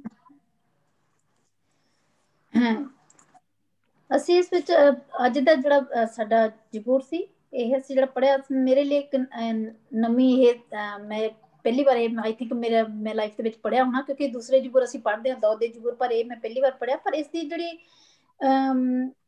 जिस तरह पहले 7 आयत ਵਿੱਚ ਲਿਖਿਆ ਹੈ, हे मेरे लोगों सुनो। प्रभु ने एक तरह अपना ਉਹਨਾਂ ਨੇ ਦੱਸਿਆ, ਉਹਨਾਂ ਨੇ ਕਿਹਾ ਕਿ ਤੁਹਾਡੇ ਕਿਸੇ ਵੀ ਚੜਾਵੇ ਦਾ ਮੈਨੂੰ ਕੋਈ ਫਰਕ ਨਹੀਂ ਪੈਂਦਾ ਕਿ ਤੁਸੀਂ ਕੀ ਚੜਾਉਣੇ ਆ, ਤੁਸੀਂ ਧਨ ਚੜਾਉਣੇ ਆ, ਤੁਸੀਂ ਆਪਣੇ ਜੋ ਵੀ ਪੰਛੀ ਹੋ ਗਏ, ਜੋ ਵੀ ਤੁਸੀਂ ਬਲੀਆਂ ਚੜਾਉਂਦੇ ਹੋ, ਉਹ ਮੈਨੂੰ ਕਬੂਲ ਨਹੀਂ, ਜਦਕਿ ਇਹ ਸਾਰਾ ਕੁਝ ਮੈਂ ਖੁਦ ਬਣਾਇਆ ਔਰ ਮੈਂ ਕੁਝ ਵੀ ਇਹਦੇ ਲਈ ਕਿਸੇ ਤਰ੍ਹਾਂ ਵੀ ਇਹਨਾਂ ਨੂੰ ਕਰ ਸਕਦਾ। ਪਰ ਇਸ ਦੀ ਜਿਹੜੀ 23 ਆਇਤ ਆ, ਜੋ ਮੇਰੇ ਸਾਹਮਣੇ ਧੰਨਵਾਦ ਦੀ ਬਲੀ ਚੜਾ ਕੇ ਮੇਰੀ ਮਹਿਮਾ ਕਰਦਾ ਹੈ ਅਤੇ ਜੋ ਆਪਣਾ ਰਾਹ ਸਾਫ਼ ਰੱਖਦਾ ਹੈ, ਜੋ ਮੇਰੇ ਸਾਹਮਣੇ ਧੰਨਵਾਦ ਮਤਲਬ ਕਿ ਪ੍ਰਭੂ ਦਾ ਸ਼ੁਕਰ ਕਰਨਾ, ਪ੍ਰਭੂ ਦੀ ਪ੍ਰਾਰਥਨਾ ਦੇ ਵਿੱਚ ਰਹਿਣਾ ਔਰ ਪ੍ਰਭੂ ਦਾ ਹਮੇਸ਼ਾ ਧੰਨਵਾਦ ਕਰਦੇ ਰਹਿਣਾ ਕਿ ਜੋ ਵੀ ਸਾਨੂੰ ਖੁਦਾ ਨੇ ਦਿੱਤਾ ਅੱਜ ਤੱਕ, ਅਸੀਂ ਉਸ ਦੇ ਲਈ ਪ੍ਰਭੂ ਦਾ ਧੰਨਵਾਦ। ਪ੍ਰਭੂ ਨੇ ਬਲੀਆਂ ਪਸੰਦ ਨਹੀਂ, ਪ੍ਰਭੂ ਨੂੰ ਸਾਡਾ ਦਿਲ ਪਸੰਦ ਹੈ ਕਿ ਅਸੀਂ ਕਿਸ ਤਰ੍ਹਾਂ ਉਸ ਦੇ ਅੱਗੇ ਪ੍ਰਾਰਥਨਾ ਕਰਨੀ ਔਰ ਕਿਸ ਤਰ੍ਹਾਂ ਅਸੀਂ ਉਸਨੂੰ ਆਪਣੀ ਜ਼ਿੰਦਗੀ ਦੇ ਵਿੱਚ ਲੈ ਕੇ ਆਉਣਾ।